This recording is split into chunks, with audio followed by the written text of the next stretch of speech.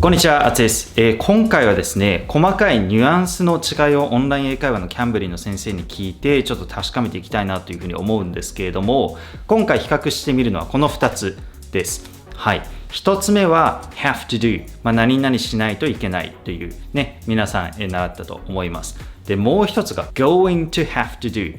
普通に言えば gonna have to do ですね。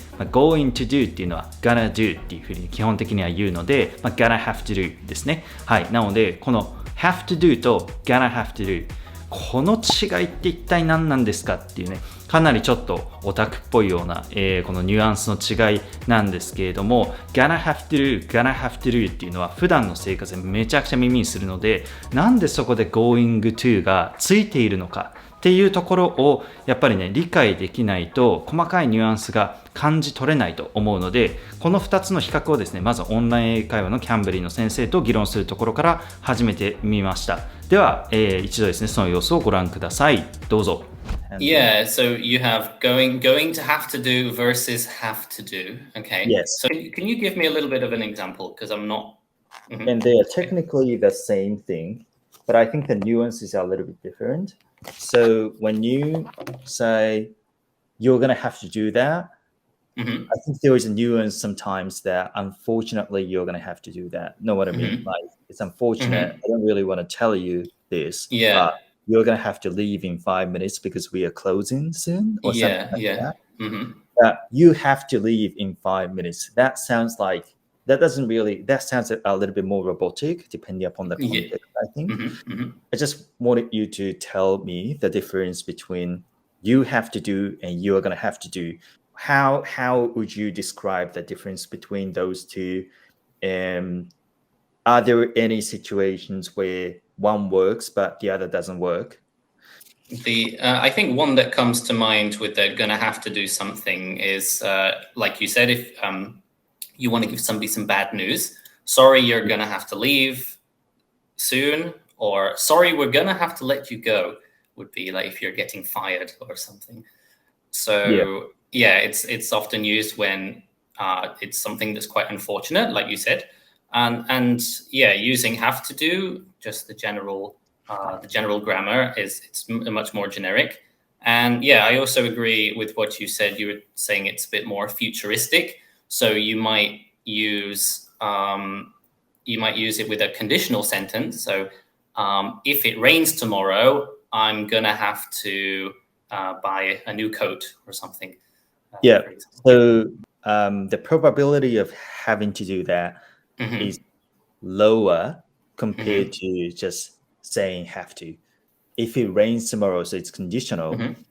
So the probability of you having to do that is lower because it's on condition that it rains tomorrow. Yeah. So, but when you say you have to buy a coat, that sounds like no matter what happens, you have to buy a coat. Yeah, exactly. You're going to have to buy a coat. Then that has a nuance that, like, if what, right? Like, it sounds like there is going to be a condition attached to it, which hasn't been really explicitly set yet. Right, but, yeah, exactly. Let me do a bit of a thought experiment kind of thing using this. So you have to study hard if you want to pass the exam versus you're going to have to study hard if you want to pass the exam. Okay, so the first one, to pass the exam, you have to study hard. That sounds much more generic, and it's talking about, well, it could be at any time. So it's talking about the exam in general, and maybe it's talking about all students in general. To pass this test, a lot of study is necessary. You have to study hard. But maybe if you said you're going to have to study hard, it's kind of suggesting that there is a test in the future, and it makes the situation a little bit more specific. To pass the test, you're going to have to study hard. You're going to have to study harder, something like that. Saying something like that would suggest that the test exists for them in the future. It's not general anymore. Okay. Are you going abroad for the first time? Then you have to get a passport. Or you're going to have to get a passport would also be would also be totally fine. I think they're both fine. Yeah. Both are fine, but you're gonna have to get a passport sounds more natural, would you say? I don't know which one sounds more natural. I think if as a native we don't really think about it, maybe both phrases could come out. Yes. So yeah, I don't want to say that one is more natural than the other. Yeah. Maybe one nuance that I just thought about is, you're gonna have to get a passport. It maybe sounds it's quite similar to what you were saying about it sounding unfortunate. Maybe it sounds like there's a sense of urgency in a way. So, you're gonna have to get a passport, and if you don't, there's gonna be some trouble, So, you're gonna have to get a passport then. You have to get a passport then. Yeah, both sound okay, right? Completely. Yeah. I don't think one is better than the other, really. But when you say you're gonna have to get a passport, that does it really sound urgent?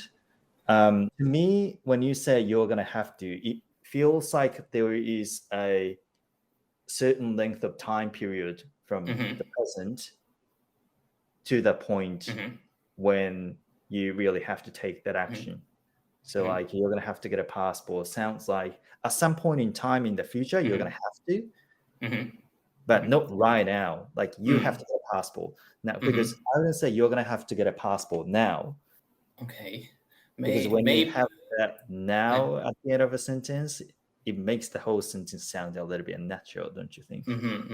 Maybe if you say maybe if you're saying, I said that there was maybe some urgency, maybe not so much urgency, but also the fact that something is going to take some effort, like, again, quite a bit of an unfortunate situation.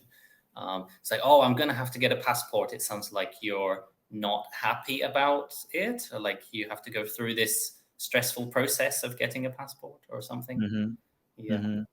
So depending on the situation, it might have a slightly like negative connotation, like you're not happy about having to do something.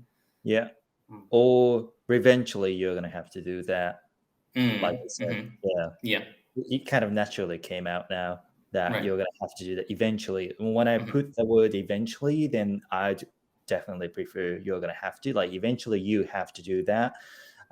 Sounds a little bit like too direct and kind of like dry, vanilla. But when you say like you're going to have to do that eventually, then that just sounds a little bit more comfortable to say. I don't know why. Right. And you're going to have to do it eventually.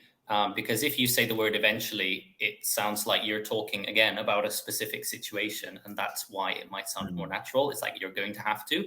You can almost see like the timeline of events. If you say like eventually.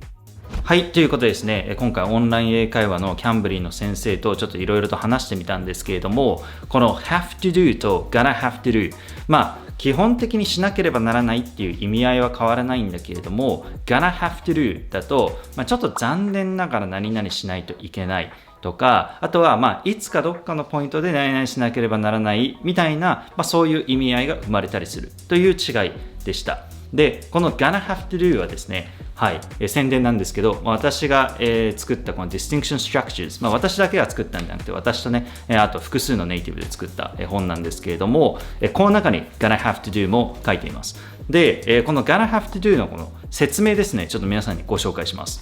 で、ちょっと読むと、be going to do がつくことで、今後何々しないといけないことになるだろうと。